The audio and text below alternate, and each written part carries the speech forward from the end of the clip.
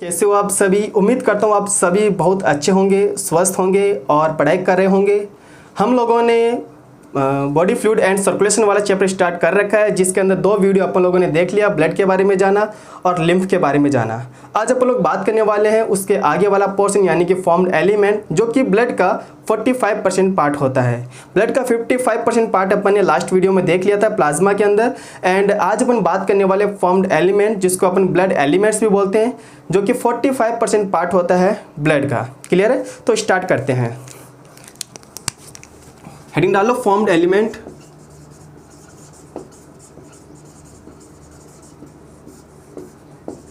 कौन कौन सा होता है फॉर्म्ड एलिमेंट्स? अपन लोगों ने देखा था आरबीसी, डब्ल्यूबीसी एंड प्लेटलेट्स, जो कि टोटल ब्लड का कितना पार्ट होता है?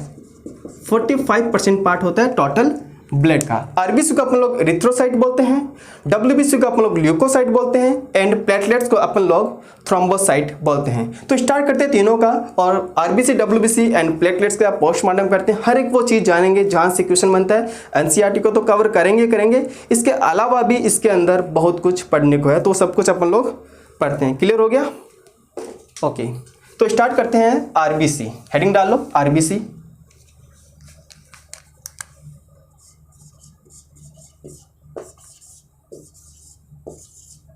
Okay fine. देखो आरबीसी का पूरा नाम क्या होता है? Red blood कॉर्पल्स। इसको अपन लोग इरिथ्रोसाइट बोलते हैं। क्या बोलते हैं इसको? इरिथ्रोसाइट। ये नाम भी अपन को याद रखना है। इरिथ्रो का मीन्स होता है रेड और साइट का मीन्स होता है कोशिका यानी सेल। तो ये कैसी सेल होती है? ये रेड कलर की होती है, लाल कलर की ये सेल होती है। अब इनके 1 बाय 1 इसके जो कैरेक्टरिस्टिक होते हैं, इसके बारे में जो डिटेल्स होती है वो अपन लोगों को आनी चाहिए, जिसकी अपन लोग बात करते हैं। ध्यान से देखना। इसका पहले बात करते हैं शेप। शेप कैसी होती है आरबीसी की? तो याद रखना बाइकॉन्केव। कैसी शेप होती है आरबीसी की? बाइकॉन्केव शेप होती है, उभय अवतल। कैसे? उभय अवतल। बाइकॉन्केव आरबीसी की शेप होती है। जैसे मैं बना देता हूं, बीच में से धसी रहती है, और ये बाइकॉन्केव शेप की होती है। इसके बारे में भी आगे बात करने वाले हैं और बात करते हैं इसके अंदर। इसके काउंटिंग की या इसके संख्या की बात करते हैं आरबीसी की। तो आरबीसी हमारे ब्लड के अंदर कितनी होती है? ये होती है 50 से 55 लाख पर mm³, या फिर ऐसा बोले अपन लोग 5 से 5.5 मिलियन पर mm³ इसकी संख्या होती है हमारे ब्लड के अंदर। देन बात करते हैं आरबीसी जो होती है अपनी बॉडी के अंदर, जैसे आरबीसी मैच्योर हो जाती है, परिपक्व हो जाती है, इसके अंदर से केंद्रक हट जाता है। यानी कि मैच्योर आरबीसी के अंदर केंद्रक नहीं पाया जाता। लेकिन जब आरबीसी नई बन रही होती है, यानी कि नवनिर्मित आरबीसी जो होती है, उसके अंदर केंद्रक होता है, जिसको अपन इरिथ्रोब्लास्ट बोलते हैं। इरिथ्रोब्लास्ट से क्या बनता है? रेटिकुलोसाइट बनती है, और रेटिकुलोसाइट से क्या बनती है? इरिथ्रोसाइट बनती है। इन सभी चीज़ों को अपन लोग नेक्स्ट टॉपिक में पढ़ेंगे, जिसका नाम है हीमोपोइसिस, फॉर्मेशन ऑफ ब्लड। तो उसके अंदर जानेंगे डिटेल्स में। अभी तो अपन बात करते हैं कि जो मैच्योर आरबीसी होती है उसके अंदर केंद्रक नहीं होता, उसको क्या बोलते हैं? ई न्यूक्लिएटेड। क्या बोलते हैं उसको? ई न्यूक्लिएटेड, यानी कि केंद्रकहीन, या फिर जिसमें केंद्रक नहीं होता है। लेकिन जो नई आरबीसी होती है, नवनिर्मित आरबीसी होती है, उनके अंदर केंद्रक पाया जाता है। तो ये मत भूलना कि आरबीसी में केंद्रक होता ही नहीं है। अगर नॉर्मल क्वेश्चन आता है कि आरबीसी में केंद्रक होता है कि नहीं होता, होता है। अगर क्वेश्चन ऐसा है कि नवनिर्मित यानी कि नई आरबीसी में केंद्रक होता है, लेकिन मैच्योर आरबीसी के अंदर केंद्रक होता है कि नहीं होता? नहीं होता। लेकिन इसके अंदर भी एक्सेप्शन है जो अपन को याद होना चाहिए। एक फैमिली है, एक्सेप्शन की बात करते हैं, और ये बहुत ज़्यादा इंपॉर्टेंट है एक्सेप्शन। ध्यान से, एक कुल होता है, एक फैमिली होता है, जिसका नाम है कैमिलिडी फैमिली।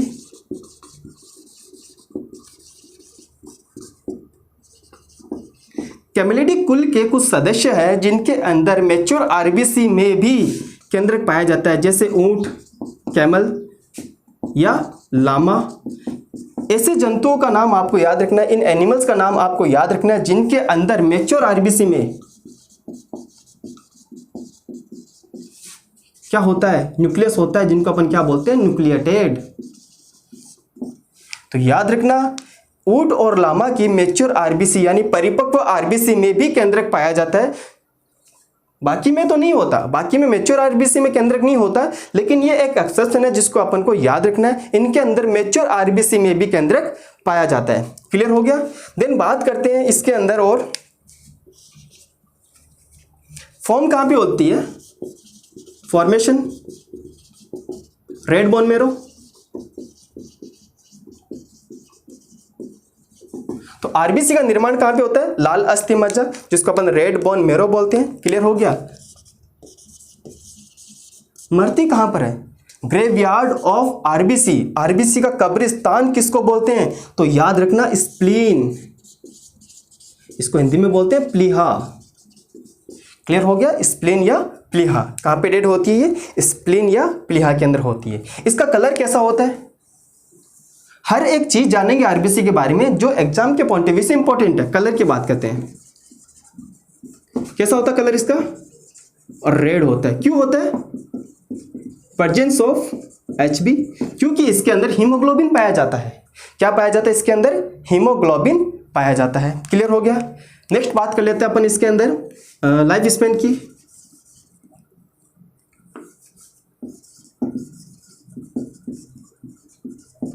लाइफ स्पेन टाइप कितना होता है इसका, 120 डेज। कितना होता है, 120 दिन। तो याद रखना आरबीसी का जीवन काल कितना होता है, 120 दिन होता है। कलर कैसा होता है, रेड होता है। क्यों होता है, क्योंकि इसके अंदर हीमोग्लोबिन पाया जाता है। हीमोग्लोबिन एक प्रकार का पिगमेंट है जो कि इसको कलर प्रोवाइड करवाता है। क्लियर हो गया।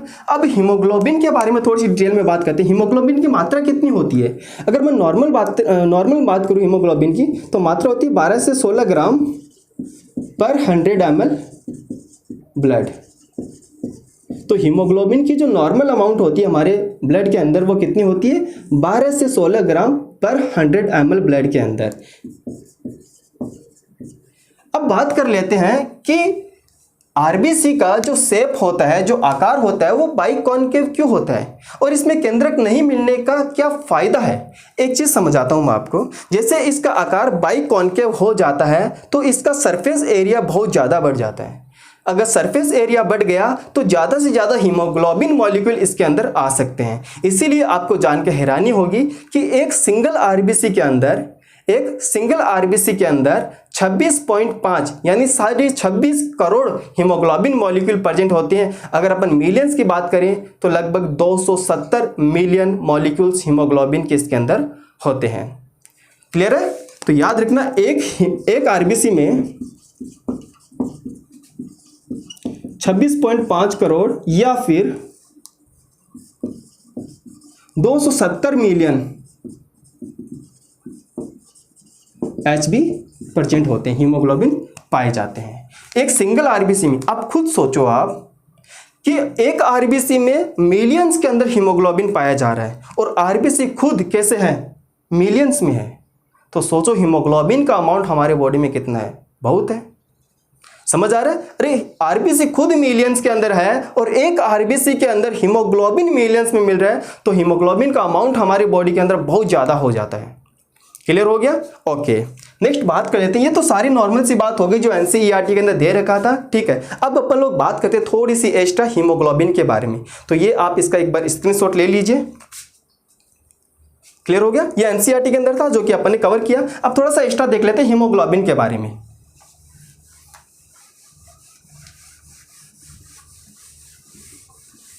जो कि एग्जाम के पॉइंट ऑफ व्यू से बहुत ज्यादा इंपॉर्टेंट रहता है।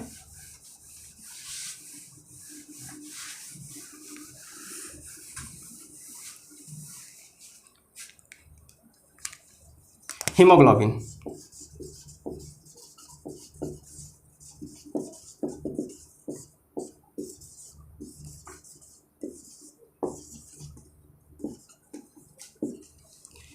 हीमोग्लोबिन जो होता है वो आरबीसी के अंदर देखो सबसे ज्यादा है, मतलब कि एक आरबीसी में मिलियंस के अंदर हीमोग्लोबिन है। तो अगर उस आरबीसी का ड्राई वेट निकालें तो आरबीसी के ड्राई वेट का लगभग 90% भाग क्या होता है, हीमोग्लोबिन होता है। यानी शुष्क भार का कितना प्रतिशत भाग हीमोग्लोबिन होता है, 90% भाग। तो याद रखना आरबीसी शुष्क भार का 90% भाग आरबीसी का, शुष्क भार का 90% भाग हीमोग्लोबिन होता है। बहुत ज़्यादा है भैया आरबीसी के अंदर, ठीक है। देन बात करते हैं कंप्लीट हीमोग्लोबिन के बारे में। अमाउंट के बारे में अपन को पता चल गया हीमोग्लोबिन का। अब इसका आणविक भार कितना होता है हीमोग्लोबिन का, यानी कि मॉलिक्यूलर मास की बात करें हीमोग्लोबिन का, तो वो होता है 67,200 डाल्टन। कितना होता है? 67,200 डाल्टन इसका मॉलिक्यूलर मास होता है। क्लियर हो गया। देन बात करते हैं हीमोग्लोबिन। देखो हीमोग्लोबिन जो होता है दो पार्ट से मिलकर बना होता है, heme and globin. Heme and globin.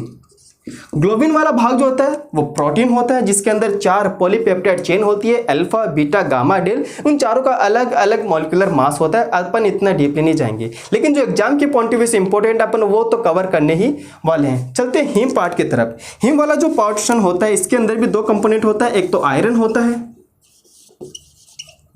और एक पोरफायरिन वाला पोर्शन होता है। Iron and porphyrin. आयरन में कौन होता है तो याद रखना Fe+2 आयन होता है। याद रखना Fe+2 आयन, इसको अपन लोग फेरस आयन बोलते हैं। एक होता है फेरिक आयन, वो Fe+3 होता है, और ये कौन सा आयन है? फेरस आयन है, Fe+2 होता है। क्लियर हो गया। देन आगे बात करते हैं अपन लोग एक हीमोग्लोबिन के अंदर कितने पोरफायरिन रिंग होती है, तो याद रखना 4 पोरफायरिन रिंग होती है। कितनी पोरफायरिन रिंग होती है? 4, यानी 4 पोरफायरिन रिंग होती है। और एक पोरफायरिन रिंग के अंदर कितने Fe+2 होते हैं? एक Fe+2 आयन होता है। एक पोरफायरिन में एक होता है, और 4 पोरफायरिन में कितने Fe+2 होंगे? 4 Fe+2 होंगे। सिंपल सी बात है। अब अपन कह सकते हैं कि भैया एक हीमोग्लोबिन के अंदर 4 पोरफायरिन रिंग होती है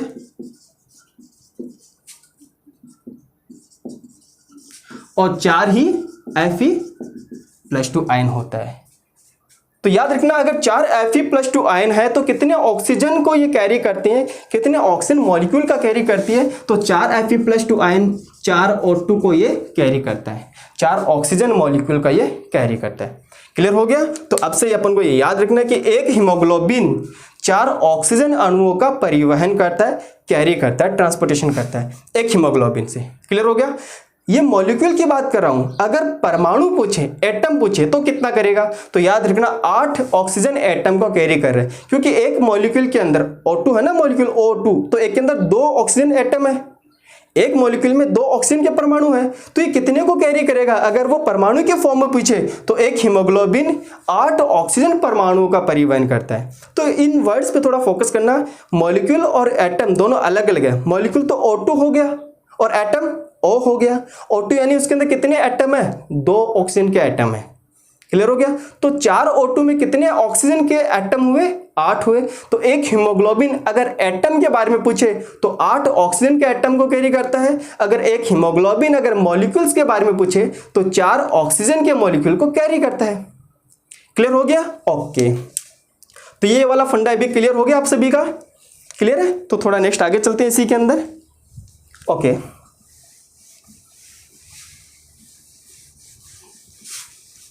आगे देखना। अभी अपन ने देखा था कि 100 ml ब्लड के अंदर कितना हीमोग्लोबिन होता है? 12 से 16 ग्राम। 100 ml ब्लड में कितना हीमोग्लोबिन होता है? 12 से 16 ग्राम हीमोग्लोबिन होता है। और हमको पता है 100 ml ब्लड कितने ऑक्सीजन को कैरी करता है?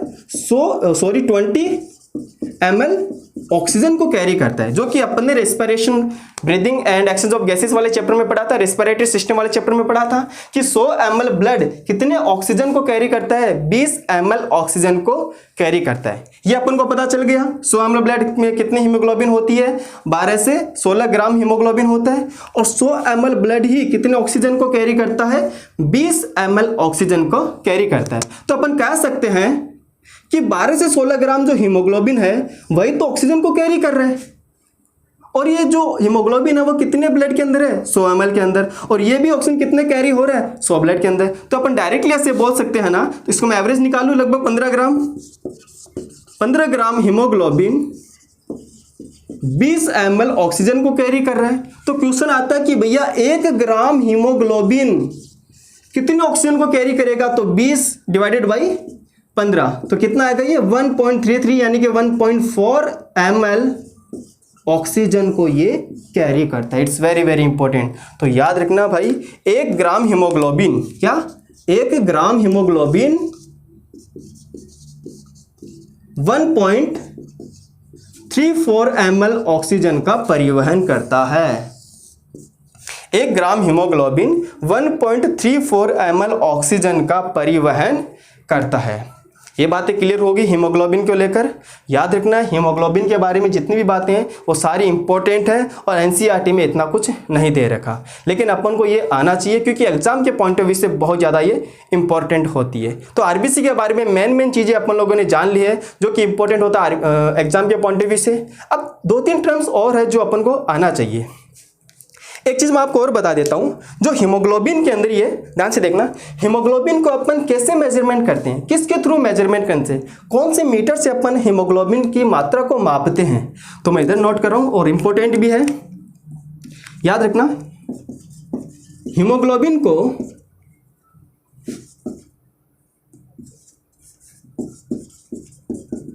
सेलिस हीमोमीटर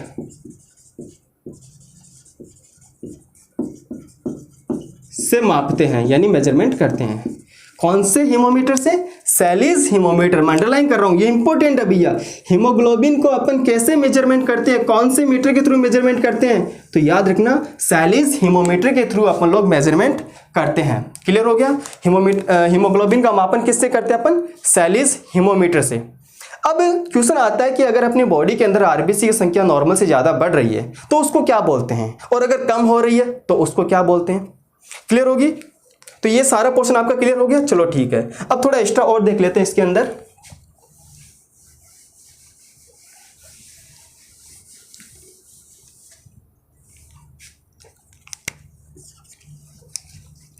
कोई आरबीसी है, ठीक है। अब अपन इसको किसी सॉल्यूशन में डालते हैं। सॉल्यूशन क्या हो सकता है, या तो हाइपरटोनिक हो सकता है या वो हाइपोटोनिक हो सकता है। दो सॉल्यूशन अपने पास, एक तो हाइपरटोनिक सॉल्यूशन, एक हाइपोटोनिक सॉल्यूशन है। जैसे अपन आरबीसी को डालेंगे तो क्या प्रभाव पड़ता है आरबीसी के अंदर, क्लियर है, ओके, जानते हैं।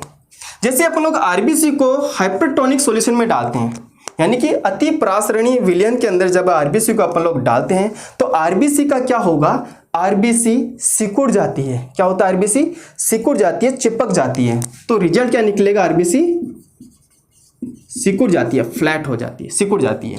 वहीं अगर आरबीसी को अपन लोग हाइपोटोनिक सॉल्यूशन में डालते हैं, ठीक है, हाइपोटोनिक सॉल्यूशन में डालेंगे तो इसके अंदर क्या हो जाएगा, ये सॉल्यूशन इंटर हो जाता है और आरबीसी पहले तो बाइकॉन्केव से राउंड शेप होगी, फिर भी अगर ये नहीं रुका तो ये लास्ट में क्या हो जाती है, रैप्चर, यानी कि ये फट जाती है।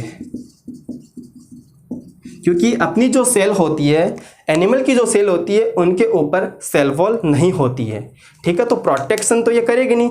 अपनी सेल वॉल के सबसे बाहर, अपनी जो सेल होती है उनके सबसे बाहर क्या होता है, केवल और केवल प्लाज्मा मेम्ब्रेन होती है। और एक चीज और याद रखना प्लाज्मा मेम्ब्रेन से, कि आरबीसी की जो प्लाज्मा मेम्ब्रेन होती है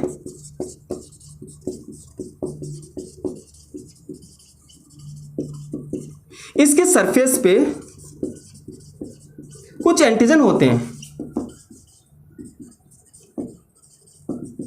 कुछ एंटीजन पाए जाते हैं। जैसे एंटीजन ए, जो अपन ब्लड ग्रुप पढ़ेंगे ना तब पता चलेगा। जैसे एंटीजन बी, या फिर दोनों ही नहीं, या फिर दोनों एक साथ मिल सकते हैं, या फिर आरएच एंटीजन।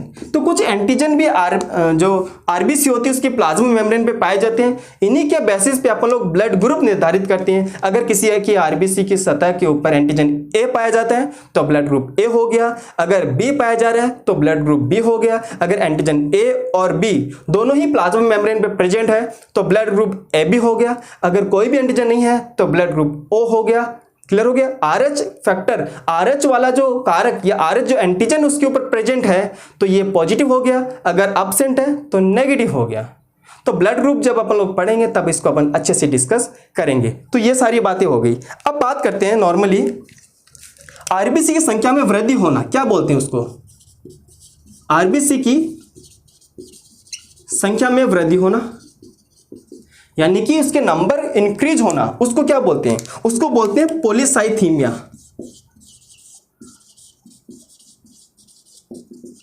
क्या बोलते हैं उसको अपन लोग? पॉलीसाइथीमिया। मान लो कोई ऊंचाई वाले इलाके पे जाता है या पहाड़ी इलाके पे कोई लोग जाते हैं तो वहां पर ऑक्सीजन का पार्शियल प्रेशर बहुत कम होता है। अगर ऑक्सीजन का पार्शियल प्रेशर कम होगा तो अपनी बॉडी को तो भैया ऑक्सीजन चाहिए। तो जैसे ही अपन ऊंचाई पे जाते हैं तो अपना बॉडी क्या करेगा? आरबीसी का नंबर मल्टीप्लिकेशन करेगा, आरबीसी के नंबर में ग्रोथ करेगा। तो आरबीसी का नंबर बढ़ेगी, आरबीसी की संख्या बढ़ेगी। आरबीसी बढ़ रही है, हीमोग्लोबिन बढ़ रही है, सीधी सी बात है। और हीमोग्लोबिन बढ़ रही है तो भैया ऑक्सीजन के साथ में हीमोग्लोबिन की एफिनिटी यानी बंधुता सबसे ज़्यादा होती है। तो जो कम ऑक्सीजन है वो भी अपनी बॉडी को मिलती रहेगी और अपना काम चलता रहेगा। तो याद रखना, जब पहाड़ी इलाके की तरफ जाते हैं या ऊंचाई पे जाते हैं तो अपनी आरबीसी बढ़ने लगती है। इसी को अपन लोग क्या बोलते हैं? पॉलीसाइथीमिया बोलते हैं। क्या बोलते हैं इसको अपन लोग? पॉलीसाइथीमिया बोलते हैं। अगर आरबीसी की संख्या कम हो रही है तो एनीमिया बोलते हैं। याद रखना, क्या बोलते हैं अपन उसको? एनीमिया। अगर आरबीसी की संख्या में कमी हो रही है उसको क्या बोलते हैं अपन लोग? एनीमिया। क्या बोलते हैं इसको? एनीमिया। ठीक है, एनीमिया मतलब खून की कमी, आरबीसी की कमी। और आरबीसी की कमी हो रही है इसका मतलब हीमोग्लोबिन भी क्या हो रहा है? कम हो रहा है। तो ये सारी बातें अपन ने आरबीसी के बारे में की थी। ये आरबीसी का कंप्लीट डिस्कशन हो चुका है, इसके बाहर से क्वेश्चन नहीं आएगा। क्लियर हो गया है? तो आरबीसी का कवर आ गया आपका। एक बार सब कुछ आप इसको रिवाइज कर लो। रफ कर दे? Okay fine. अब बात करते हैं अपन लोग डब्ल्यूबीसी के बारे में। उसके बारे में भी बहुत अच्छी अच्छी बातें जानेंगे अपन लोग। कौन कौन सी सेल होती है डब्ल्यूबीसी के अंदर, उनका क्या रोल होता है, वो सारी बातें अपन लोग करने वाले हैं।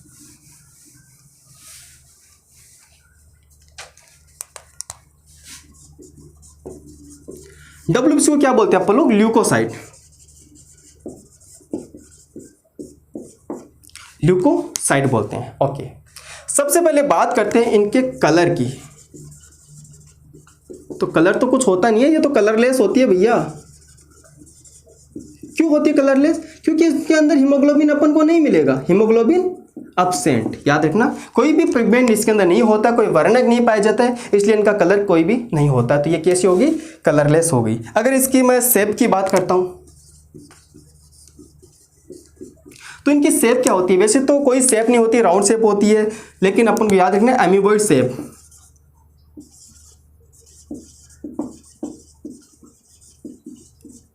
अमीबॉइड शेप होती है इनकी, याद रखना।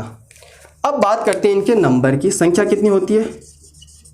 तो ये हजारों में होती है, 6000 से 8000 पर mm क्यूब होती है। तो आरबीसी कितनी थी? मिलियंस में थी, और ये हजारों में है। तो अगर मैं आरबीसी और डब्ल्यूबीसी का रेशियो निकालूं तो कितना आएगा? तो वो भी थोड़ा इंपॉर्टेंट है, याद रखना। आरबीसी रेशियो डब्ल्यूबीसी, तो आरबीसी और डब्ल्यूबीसी का रेशियो की बात करें तो ये आएगा 600:1। तो 600:1 इसका रेशियो निकल के आता है। क्लियर हो गया इतना? ओके। देन अपन लोग बात करते हैं डब्ल्यूबीसी का निर्माण कहाँ होता है? बोन मैरो के अंदर होता है। कहाँ पे होता है इसका निर्माण? बोन मैरो के अंदर होता है।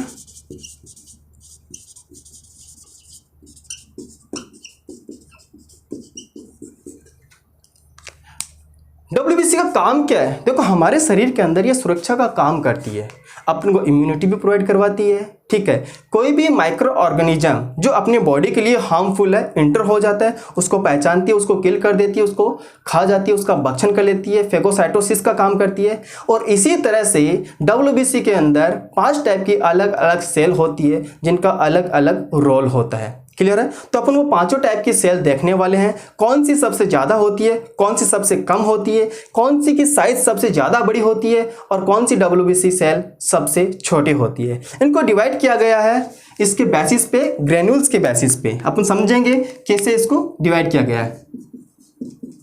डब्ल्यूबीसी कितनी होती है ग्रेन्यूल्स के बेसिस पे? 2 टाइप की होती है। एक होते हैं ग्रेन्युलोसाइड और एक होता है ए ग्रेन्युलोसाइड। ग्रेन्युलोसाइड एंड ए ग्रेन्युलोसाइड किस बेसिस पे उसको डिफरेंशिएट किया गया है देखना ध्यान से। WBC के अंदर क्या होता है? न्यूक्लियस होता है। अब इनके अंदर कुछ सेल के अंदर न्यूक्लियस बाइलोब्ड, ट्राइलोब्ड या फिर मल्टीलोब्ड होता है, तो अपन को वो साइटोप्लाज्म के अंदर ग्रेन्यूल्स जैसे दिखते हैं, ठीक है, कणिका जैसे नजर आते हैं, तो उनको अपन लोग क्या बोल दिया? कणिकामय यानी ग्रेन्युलोसाइड बोल दिया। और कुछ WBC ऐसी होती है जिनका जो केंद्रक होता है, न्यूक्लियस होता है, उसके अंदर किसी भी प्रकार की लॉब नहीं होती है, वो सिंगल होता है, जो अपन को ऐसा लगता है जैसे कोई भी प्रकार का ग्रेन्यूल्स नहीं है। तो इसी बेसिस के अंदर इनको 2 टाइप में डिवाइड किया गया है, एक तो ग्रेन्युलोसाइड हो गया और एक ग्रेन्युलोसाइड हो गया। ग्रेन्युलोसाइड जो सेल होती है उनका फॉर्मेशन बोन मैरो में होता है और एक ग्रेन्युलोसाइड का फॉर्मेशन कहाँ होता है? जो लिम्फोइड टिश्यू होते हैं, लाइक लिम्फ नोड जो होती है, थाइमस हो गया, स्प्लीन हो गया, जो लिम्फोइड ऑर्गन होते हैं, इनके अंदर इसका फॉर्मेशन होता है और मैच्योरेशन भी होता है। अब ग्रेन्युलोसाइड में कौन कौन सी सेल आती है थोड़ा सा इंपॉर्टेंट है। पहले आती है न्यूट्रोफिल।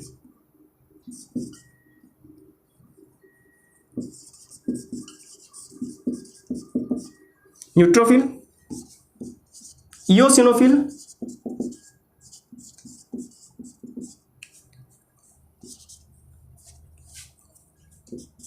बेसोफिल और एक ग्रेन्युलोसाइड के अंदर 2 टाइप की सेल आती है, कौन कौन सी? Monocyte and lymphocyte.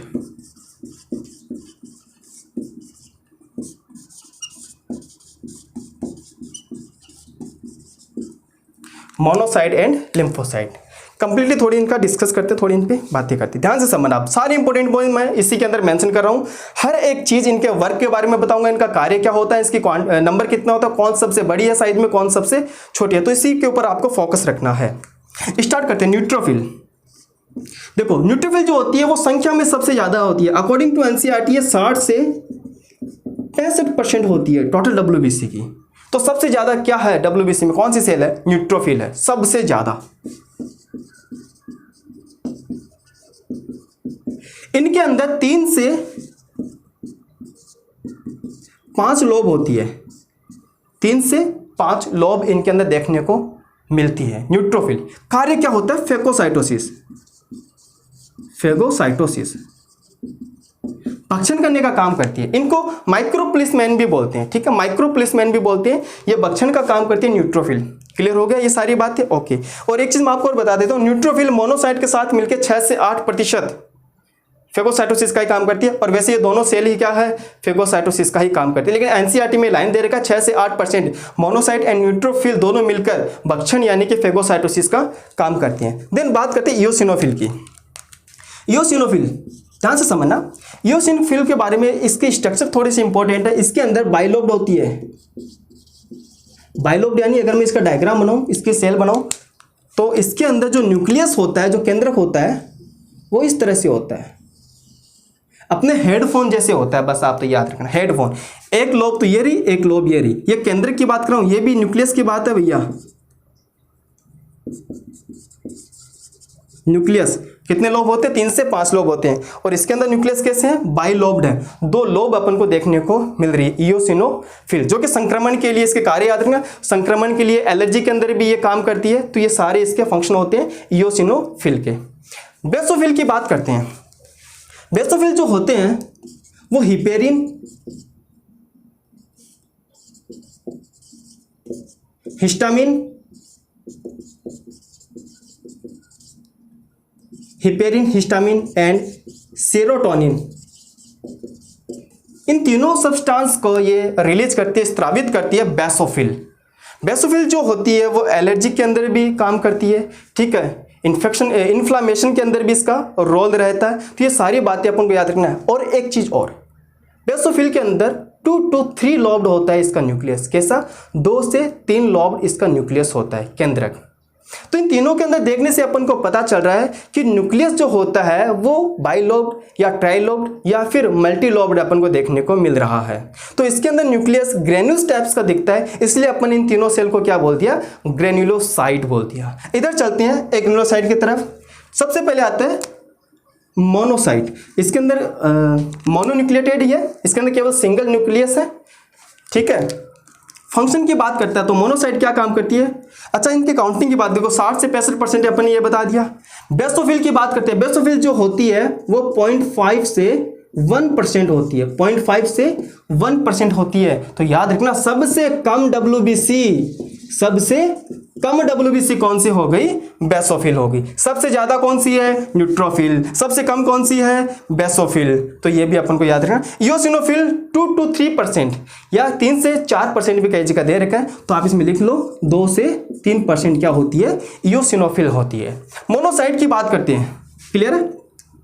मोनोसाइट जो होती है वो 4 से 8% होती है और लिम्फोसाइट जो होती है वो 20 से 25% होती है, जो कि एनसीईआरटी के अंदर दे रखा है। अब मोनोसाइट की बातें कर लेते हैं। मोनोसाइट को क्या बोलते हैं अपन लोग, मैक्रोमोलिक्यूल, मैक्रोप्लिसमेन बोलते हैं इसको,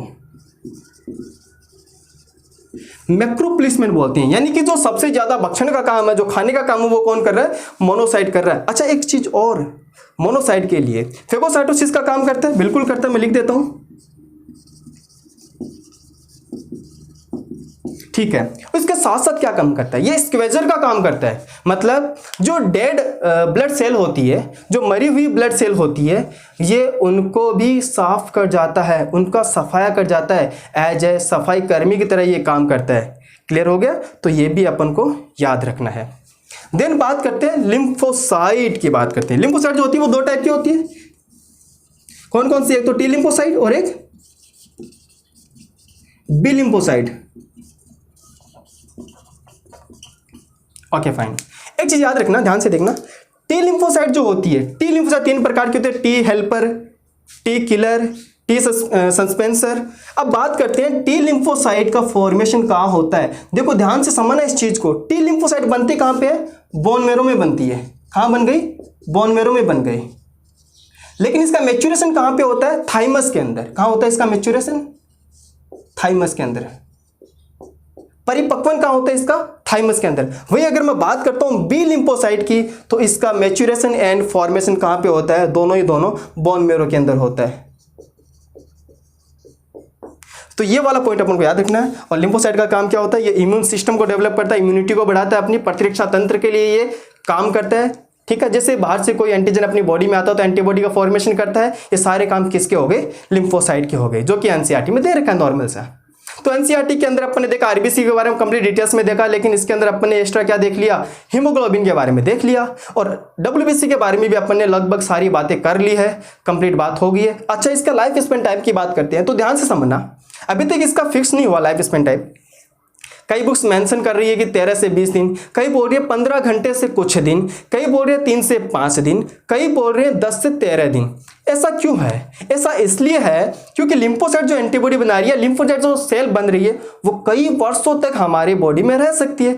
वही अगर मैं बात करता हूँ इयोसिनोफिल या फिर बात करता हूँ बेसोफिल का, तो ये 10 से 15 घंटे ही जीवित रह पाती है। इसका मतलब अपन डब्ल्यूबीसी का फिक्स लाइफ स्पेन टाइम नहीं बता सकते। तो याद रखना, ऐसा क्वेश्चन भी नहीं आएगा कि डब्ल्यूबीसी का फिक्स लाइफ स्पेन टाइम, क्योंकि हर एक सेल का ही अलग अलग हो गया है, तो अपन लोग एवरेज नहीं निकाल पाते अच्छे से।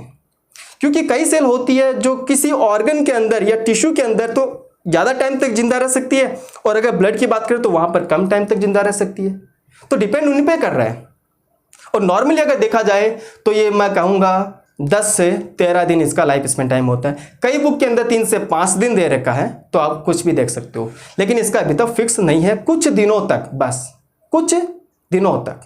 नेक्स्ट अपन लोग बात करते हैं तीसरी फॉर्म्ड एलिमेंट की, जिसका नाम है प्लेटलेट्स, जो कि छोटा सा दे रखा है एनसीईआरटी के अंदर, लेकिन अपन उसको भी देखने वाले हैं, कवर करने वाले हैं। ये सारी बातें ध्यान रखना, ये सब कुछ अपन ने इसके अंदर देख लिया है, डब्ल्यूबीसी का पोस्टमार्टम अच्छे से कर दिया है।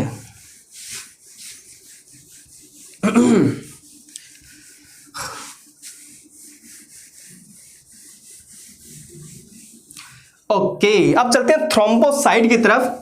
बिंबाणु अपन उसको बोलते हैं, क्या बोलते हैं उसको अपन लोग, बिंबाणु।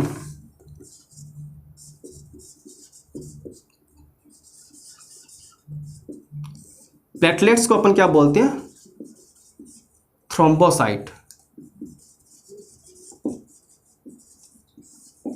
थ्रोम्बोसाइट प्लेटलेट्स कितनी होती है हमारी बॉडी के अंदर? पहले तो बात करते हैं, क्या इसके अंदर न्यूक्लियस होता है? अच्छा, डब्ल्यूबीसी में केंद्रक होता है, ध्यान रखना, ठीक, शायद लिखा ही नहीं होगा, याद रखना, डब्ल्यूबीसी में केंद्रक होता है, न्यूक्लियस प्रेजेंट होता है। आरबीसी में नहीं होता, डब्ल्यूबीसी में होता है, प्लेटलेट्स में नहीं होता। याद रखना इस चीज को, प्लेटलेट्स के अंदर कोई भी न्यूक्लियस नहीं होता है। तो याद रखना, पहले तो केंद्रक यानी कि nucleus absent, it's very very important. Platelets में न्यूक्लियस नहीं होता है।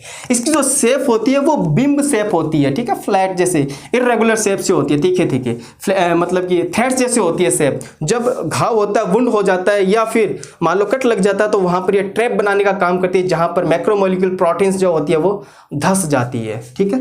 तो अपन लोग वो भी देखते हैं, प्लेटलेट्स स्पाज्म अपन लोग बोलते हैं। ये कहाँ पढ़ेंगे अपन लोग? ब्लड क्लॉटिंग के अंदर। प्लेटलेट स्पाज्म के बारे में बहुत सी ऐसी बातें करेंगे, इसके अंदर ब्लड क्लॉटिंग किस तरह से होता है और प्लेटलेट्स का रोल क्या रहता है वहां पर, वो सारी बातें अपन लोग देखेंगे उसके अंदर। अच्छा, और क्या बात करते हैं, इसकी जो शेप होती है वो बिंबाणु होती है, बिंबाणु आकार, ठीक है। अगर इसकी संख्या की बात करते हैं तो ये होता है 1.5 से 3.5 लाख पर mm³। संख्या कितनी है हमारी बॉडी के अंदर? 1.5 से 3.5 लाख पर mm³ होती है। अब बात कर लेते हैं आराम से तीनों के रेशियो की। आरबीसी मिलियंस में 5 से 5.5 मिलियन पर mm³, डब्ल्यूबीसी हजारों में 6 से 8 हजार पर mm³, और वहीं प्लेटलेट्स की बात करते हैं तो 1.5 यानी 1.5 से 3.5 लाख पर mm³। अगर मैं तीनों का रेशियो निकालूं, तीनों का रेशियो देखो बहुत ज्यादा इंपॉर्टेंट है, याद रखने इस चीज का, नोट कर देता हूं यहीं पे। RBC is to WBC is to platelets. तो आरबीसी और डब्ल्यूबीसी का अपने निकाला, कितना आया? 600 रेशियो 1 आया। और प्लेटलेट्स का याद रखना कितना आएगा? 40 आएगा। अगर आरबीसी और प्लेटलेट्स का पूछे तो इसको थोड़ा सिंपल कर लेना, क्लियर हो गया, इसको थोड़ा सिंपल कर लेना। अगर डब्ल्यूबीसी और प्लेटलेट्स का पूछे तो 1:40 आएगा। प्लेटलेट्स अगर डब्ल्यूबीसी का पूछे तो 40:1 आएगा। और प्लेटलेट्स और डब्ल्यूबीसी का, आरबीसी का पूछे, प्लेटलेट्स और आरबीसी का पूछे तो 40:600 आएगा। तो जिसका पहले पूछे अपन को उसका पहले ही लिखना है, उल्टा मत लिख देना, क्लियर हो गया। तो ये रेशियो तीनों के अपन को आना चाहिए। अब बात करते हैं प्लेटलेट्स का निर्माण कैसे होता है, वो समझते हैं ध्यान से। देखो, प्लेटलेट जो होती है अपनी जो बोन मेरो के अंदर एक स्पेशलाइज्ड सेल होती है, एक विशेष प्रकार की मेगाकैरियोसाइट सेल होती है। ध्यान रखना, ये जो सेल होती है वो न्यूक्लिएटेड होती है, इसके अंदर केंद्रक होता है, लेकिन ये जब टूटती है, ब्रेक होती है, इसका विखंडन होता है, उन्हीं थ्रेड से क्या बनता है? प्लेटलेट्स का फॉर्मेशन होता है। तो मैं ये नोट कर देता हूं, ध्यान से देखना। बोन मेरो की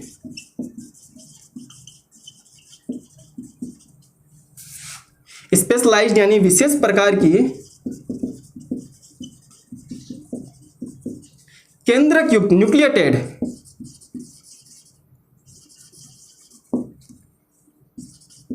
न्यूक्लिएटेड कोशिका, इसका नाम क्या है?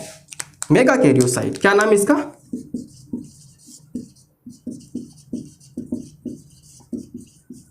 क्या नाम है इसका? मेगाकैरियोसाइट। याद रखना नाम, अपन को याद रखना है भैया, इट्स वेरी वेरी इंपॉर्टेंट, ये नाम बहुत ज्यादा इंपॉर्टेंट है।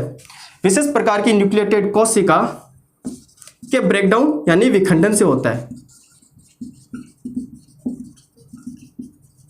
क्या होता है? इसके ब्रेकडाउन से होता है, इसके विखंडन से होता है। बहुत इजी है, क्लियर हो गया।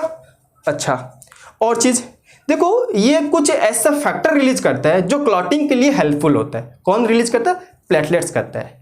साथ ही साथ मान लो कोई ब्लड वेसल्स हो गई, कैपिलरी हो गई, डैमेज हो जाती है, रैप्चर हो जाती है, तो उनको ये कॉन्ट्रैक्ट करने का काम करता है।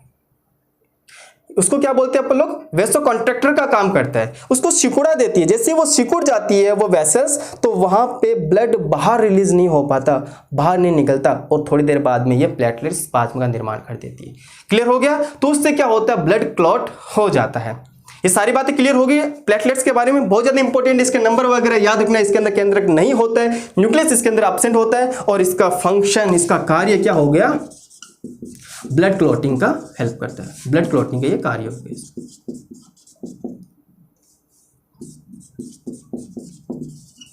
क्या काम हो गया इसका? ब्लड क्लॉटिंग के लिए ये काम करता है। रक्त का थक्का जमाने का ये कार्य करते हैं। कुछ ऐसे फैक्टर रिलीज करती है, क्या करती है, फैक्टर रिलीज करती है, जैसे थ्रोम्बोब्लास्टिन, नाम सुना होगा। थ्रोम्बोब्लास्टिन ये प्लेटलेट्स रिलीज करती है जो कि ब्लड क्लॉटिंग के लिए बहुत ज़्यादा जरूरी होता है। और प्लेटलेट्स की जब काउंटिंग कम हो जाती है, प्लेटलेट्स के नंबर जब कम हो जाते हैं तो रक्त का थक्का यानी ब्लड क्लॉट इजीली नहीं हो पाता और ब्लड एक्सेसिव के अंदर फ्लो हो जाता है, बॉडी से बाहर निकल जाता है। इसीलिए प्लेटलेट्स के काउंटिंग देखो कितना हो रखा है, प्लेटलेट्स कितना होना चाहिए, 1.5 से 3.5 लाख होना चाहिए। अगर ये 60,000 से कम हो जाता है तब ये प्रॉब्लम बहुत ज़्यादा हो जाती है, तब ये क्लॉटिंग नहीं हो पाती है। तो होना क्या चाहिए, आपने देखा भी होगा, डिजीज है डेंगू, ठीक है, जिसको अपन ब्रेक बॉर्न फीवर बोलते हैं, हड्डी तोड़ बुखार बोलते हैं। डेंगू के अंदर प्लेटलेट्स की काउंटिंग कम हो जाती है, तभी डॉक्टर लोग बोलते हैं कि भैया खेलो कूदो कम, क्योंकि अगर चोट लग गई तो आपको पता है ब्लड का क्लॉट नहीं हो पाएगा और ब्लड एक्सेस के अंदर फ्लो हो जाता है, बाहर रिलीज हो जाता है। तो आज अपन ने बात कर ली आरबीसी डब्ल्यूबीसी और प्लेटलेट्स की, कंप्लीट अपन ने बात कर ली फॉर्म्ड एलिमेंट की। आरबीसी के बारे में कंप्लीट ब्रीफली जाना, जो कि एनसीईआरटी में दे रखा वो तो पढ़ा ही पढ़ा। उसके अलावा अपन ने हीमोग्लोबिन के बारे में हर कुछ सब कुछ देख लिया है। और हीमोग्लोबिन के बारे में जो अपन ने बात की थी, 1 ग्राम हीमोग्लोबिन कितने ऑक्सीजन का परिवहन करता है, वो वाला पॉइंट बहुत ज्यादा इंपॉर्टेंट है और ये क्वेश्चन आया हुआ है। क्लियर हो गया। 100 ml ब्लड में कितना हीमोग्लोबिन होता है, 100 ml ब्लड कितने ऑक्सीजन को कैरी करता है, 1 ग्राम हीमोग्लोबिन कितने ऑक्सीजन को कैरी करता है, हीमोग्लोबिन को कौन से मीटर से मापते हैं, ये सारी बातें एग्जाम के पॉइंट ऑफ व्यू से बहुत ज्यादा इंपॉर्टेंट है। तो आज अपना ये फॉर्म्ड एलिमेंट वाला पोर्शन भी कंप्लीट हो गया। So thank you so much और बने रहिए हमारे साथ, जुड़े रहिए हमारे साथ और ऐसे ही सपोर्ट करते रहिए। Thank you so much, have a good day.